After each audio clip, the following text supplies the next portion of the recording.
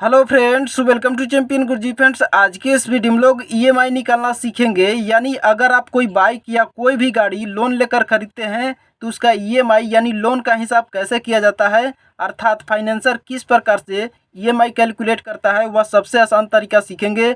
और हाँ दोस्तों, अगर आप कोई भी बाइक या कोई भी गाड़ी लोन लेकर खरीदना चाहते हैं तो सबसे पहले इस वीडियो को ध्यान से अंत तक देखकर ईएमआई कैलकुलेट करना सीख लीजिएगा, तभी आप बाइक खरीदने जाइएगा, जिससे आप फाइनेंसर द्वारा किए जाने वाले चीट से बच सकते हैं। तो दोस्तों, इसे अच्छे सीखने के लिए इस वीडियो को अंत तक देखिए और वीडियो को अभी से एक प्यारा सा लाइक कर दीजिए। तो चलिए शुरू करते हैं। तो दोस्तों, सबसे पहले तो यह जानिए कि ईएमआई का फुल फॉर्म इक्विटेड मंथली इंस्टॉलमेंट होता है। ठीक है। अब देखिए, अगर आप कोई बाइक खरीदना चाहते हैं जिसका टोटल दाम 2 लाख रुपया है तो आप इसे दो तरीके से खरीद सकते हैं।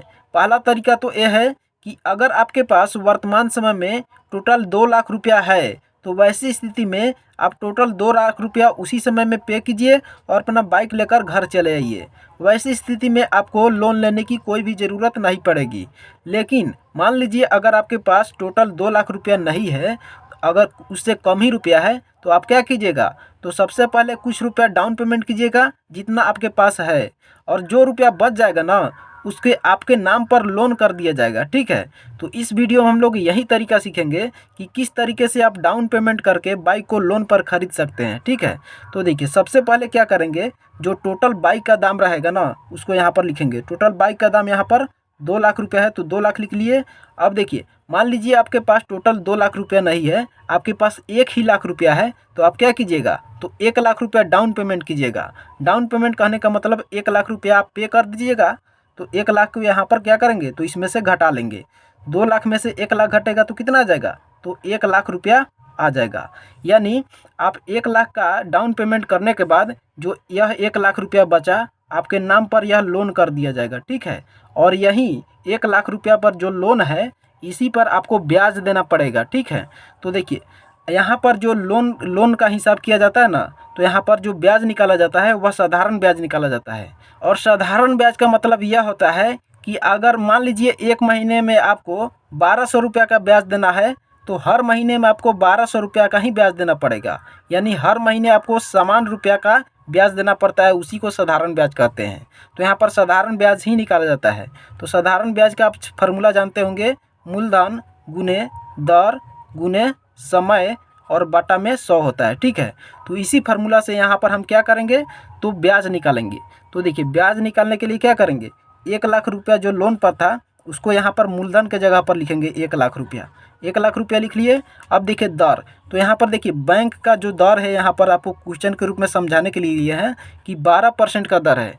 तो इस दर के जगह पर यहाँ पर 12 लिख देंगे, गुना में 12 लिख दिए। और देखिए समय कितना है, तो देखिए आप जो लोन लिए हैं ना वह आप मान लीजिए अगर 2 वर्ष में चुकाना चाहते हैं, यहाँ पर आप 1 वर्ष 2 वर्ष 3 वर्ष में भी चुका सकते हैं। लेकिन आपको समझाने के लिए यहाँ पर हम 2 वर्ष लिए हैं कि मान लीजिए अगर 2 वर्ष में आप 1 लाख जो रुपया लिए हैं उसको चुकाना चाहते हैं, तो यहाँ पर समय के जगह पर 2 लिख देंगे और बाटा में यहाँ पर 100 है तो यहाँ पर 100 लिख देंगे। ठीक है।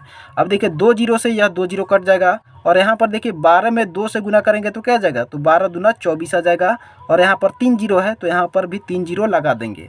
यानी आपको 1 लाख जो रुपया लोन लिए हैं उस पर 24,000 यह जो निकल कर आया इतना का ब्याज देना पड़ेगा। ठीक है। मान लीजिए अगर आप 2 लाख रुपया उसी समय पे कर दिए रहते और बाइक खरीद लिए रहते तो आपको यह 24,000 का ब्याज नहीं देना पड़ता।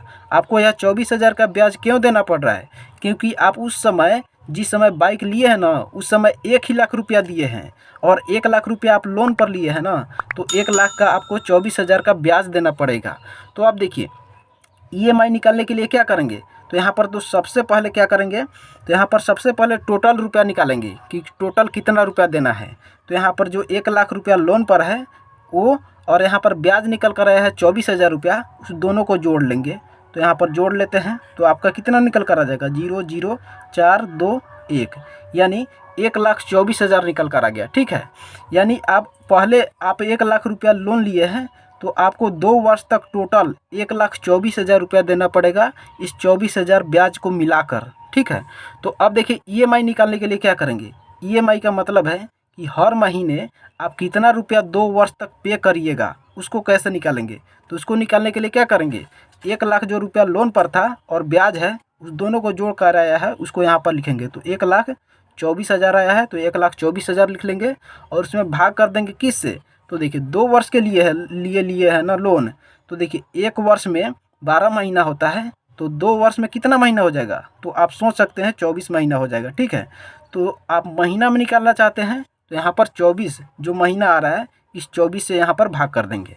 तो देखिए आप इसको भाग कीजिएगा, आप कैलकुलेटर में भाग करके देख सकते हैं। तो आप भाग करेंगे तो यहाँ पर आपका आ जाएगा 5,166.66 रुपया आ जाएगा। यानी आपको 2 वर्ष तक हर महीने 5,166 रुपया हर महीने पे करना पड़ेगा, तभी आपका 1 लाख रुपया का लोन चुकता हो पाएगा। ठीक है, तो दोस्तों इस तरीके से आप ईएमआई यानी लोन का हिसाब कर सकते हैं। मान लीजिए अगर आप लोन 2 वर्ष के लिए न लेकर 3 वर्ष के लिए लेते तो क्या करते, तो यहाँ पर सबसे पहले तो यहाँ पर सब कुछ इसी तरह से लिखते, यहाँ पर समय के जगह पर केवल 3 लिख देते। ठीक है, और यहाँ पर जो कैलकुलेशन निकल कर आता, यहाँ पर जो ब्याज निकल कर आता उस ब्याज को 1 लाख रुपया में जोड़ देते और टोटल जो जोड़ कर आता उसमें किससे भाग करते। तो यहाँ पर देखिए 3 वर्ष के लिए लेते ना तो 1 वर्ष में 12 महीना तो 3 वर्ष में 36 महीना हो जाता और यहाँ पर 36 से भाग करते तो आपका ईएमआई बहुत ही आसान तरीके से निकल कर आ जाता। ठीक है, तो दोस्तों आई होप कि आपको वीडियो अच्छा लगा होगा, समझ में आया होगा। तो दोस्तों वीडियो अच्छा लगा है तो वीडियो को लाइक कर दीजिए, चैनल पर नए हैं तो चैनल को सब्सक्राइब करिए ताकि ऐसी वीडियो आपको रेगुलर मिलती रहे।